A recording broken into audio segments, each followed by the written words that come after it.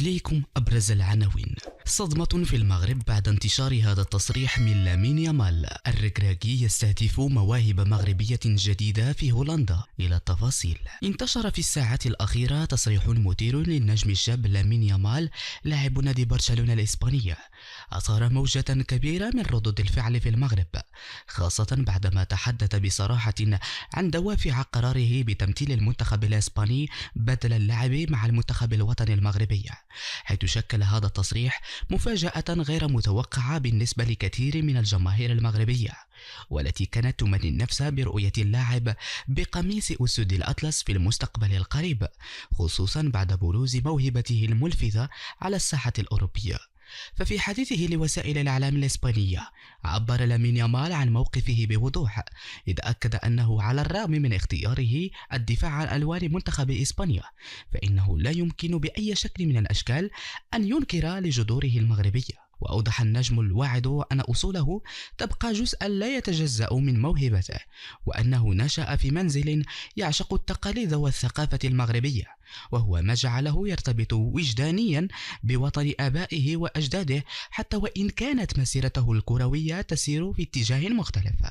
وأضاف لامين يامال بأن القرار الذي اتخذه باللعب للمنتخب الإسباني لم يكن بدوافع التنكر للمغرب أو التقليل من شأنه، بل جاء بناء على معطيات واقعية مرتبطة بنشأته وتكوينه كلاعب داخل إسبانيا. فمنذ نعومة أظافره تلقى تعليمه الرياضي في الأكاديميات الكروية الإسبانية، وترعرع داخل منظومة كرة قدم هناك، مما جعله يشعر بأن تعليمه الرياضي في الأكاديميات الكروية الإسبانية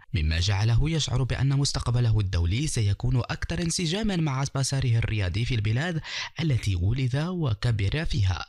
ولم يكن هذا التصريح سهلا على مشاعر عدد من المغاربة، خصوصا من كانوا يرون في لامين يامال أحد أبناء الجالية الذين كانوا من الممكن أن يعززوا صفوف المنتخب المغربي في قادم السنوات، فقد كانت هناك آمال كبيرة تعقد عليها نظرا للمستوى العالي الذي يظهر به مع نادي برشلونة، حيث أثبت أنه يملك إمكانيات فنية استثنائية رغم صغر سنه، وهو ما جعله محط أنظار المتابعين والنقاد الرياضيين في مختلف أنحاء العالم، رغم الصدمة التي خلف هذا التصريح لدى فئات من الجماهير، إلى أن البعض الآخر تفهم اختياره واعتبر أن اللاعب لم يخطئ، بل تصرف وفقا لما يراه الأفضل لمستقبله المهني، خاصة وأنه لا يزال في بداية مسيرته الكروية ويطمح لتحقيق إنجازات كبيرة على مستوى الدولية. وبين خبث الأمل وتفاهم الموقف، يبقى ما قاله لامين يامال حول اعتزازه بأصوله المغربية بمثابة نقطة إيجابية تعكس مدى ارتباطه بهويته الأصلية، حتى وإن اختار تمثيل عالم مختلف. وقد لاقى هذا الجانب من تصريحه ترحيبا واسعا لدى كثير من المتابعين، الذين رأوا فيه دليلا على أن حب الوطن لا يقتصر على الانتماء الكروي، بل يتجسد في احترام الأصول والافتخار بها في كل وقت ومكان. وبذلك يكون لامين قد واصل رسالة مزدوجة، فهو من جهة حسم قراره المهني الذي يراه مناسبا لمستقبله، ومن جهة أخرى أكد أنه لم ولن ينسى بلده الأم، مما جعله في نظر البعض نموذجا لشاب حافظ على توازنه بين الواقع والطموح وبين الهوية والانتماء المهني. وفي نهاية المطاف تبقى الجماهير المغربية برغم كل شيء فخورة بأي لاعب من أصول المغربية يتألق في الملاعب العالمية، سواء حمل القميص الوطني أم لا، لأن ما يهم في النهاية هو أن يظل اسم المغرب حاضرا ومرفوعا في جميع المحافل بفضل أبنائه المنتشرين في مختلف بقاع الأرض.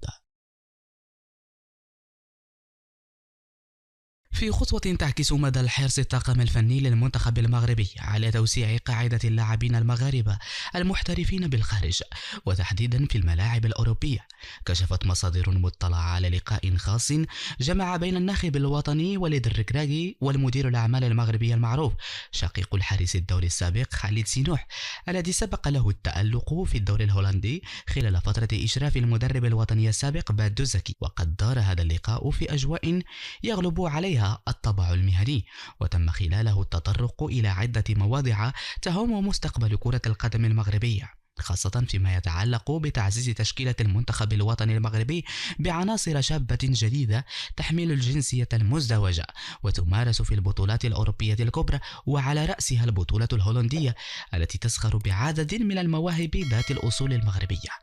ومن أبرز الأسماء التي تم الحديث عنها في هذا اللقاء يبرز اسم اللاعب الشاب أنس صلاح الدين الذي يشغل مركز الظهير الأيسر ويلعب حاليا ضمن صفوف نادي روما الإيطالي. هذا اللاعب يعد من الأسماء الواعدة التي تتجه إليها الأنظار، خاصة أن مستواه في تطور مستمر. ويذكر أنس نوح شقيق الحارس السابق هو من سيتولى إدارة أعمال أنس، مما جعل اللقاء فرصة مواتية للتفاوض بشأن مستقبل اللاعب الدولي المحتمل مع المنتخب المغربي. ولم يقتصر الحديث على أنس صلاح الدين فقط، بل امتد ليشمل أيضا اللاعب سفيان القرواني الذي يقدم هذا الموسم أداء مميزا في الدوري الهولندي، حيث استطاع لفت أنظار العديد من الأندية الكبرى وعلى رأسها النادي أيضافن، والذي أبدى اهتماما كبيرا بضمه إلى صفوفه في الموسم القادم.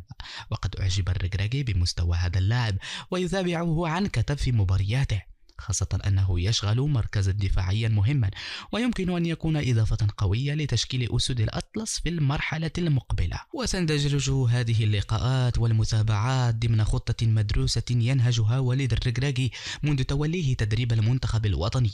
حيث يسعى لاكتشاف واستقطاب كل لاعب مغربي يملك المؤهلات الفنية والبدنية اللازمة سواء داخل المغرب أو خارجه، بهدف تكوين منتخب وطني متكامل يجمع بين الخبرة والشباب ويكون قادرا على المنافسة بقوة في الاستحقاقات القارية والدولية. ويذكر أن الدوري الهولندي لطالما كان منجما للنجوم المغاربة، حيث تخرج منه العديد من اللاعبين الذين تألقوا مع المنتخب في مراحل مختلفة، الأمر الذي يدفع الجهاز الفني حاليا إلى إيلاء اهتمام خاص بهذه البطولة من خلال التنسيق مع وكلاء اللاعبين وأفراد من الجالية المغربية هناك. وبالتالي فإن هذا اللقاء الذي جمع الركراكي بسنوح يعد خطوة إضافية في سبيل تعزيز حضور المواهب المغربية الصاعدة ضمن صفوف المنتخب الوطني، كما يظهر مدى الجدية التي يتعامل بها الطاقم الفني في تتبع اللاعبين في أوروبا والعمل على ربط جسور التواصل معهم، على أمل أن يثمر ذلك في المستقبل القريب عن وجوه جديدة تدافع عن ألوان القميص الوطني وتساهم في كتابة صفحات جديدة في الإنجازات. ومن المتوقع أن تلي هذا اللقاء سلسلة من الاتصالات والاجتماعات الأخرى، سواء مع اللاعبين أنفسهم أو مع محيطهم العائلي، خاصة وأن الجهاز الفني للمنتخب المغربي يحرص دائما على تقديم مشروع رياضي واضح وطموح يراعي تطلعات هؤلاء الشباب ويعتزم ارتباطهم بثقافتهم وهويتهم الأصلية. كما أن وليد الركراكي يدرك تماما أهمية الجانب النفسي في إقناع هؤلاء المحترفين، إذ لا يكتفي فقط بعرض فرصة للانضمام إلى المنتخب،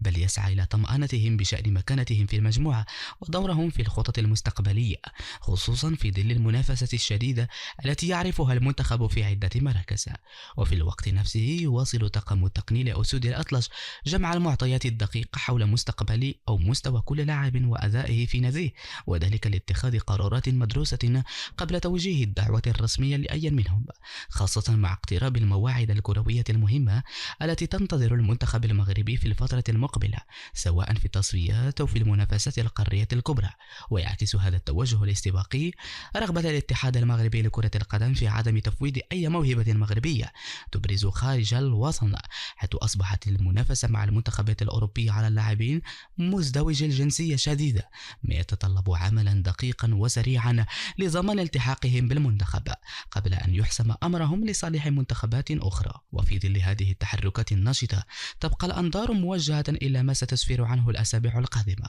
خاصة وأن الإعلان عن اللائحة الموسعة للمنتخب الوطني المقبل قد يشهد مفاجآت جديدة، قد يكون من بينها أسماء سبق ذكرها أو ربما أسماء أخرى يتم الاشتغال عليها بهدوء وخلف الكواليس.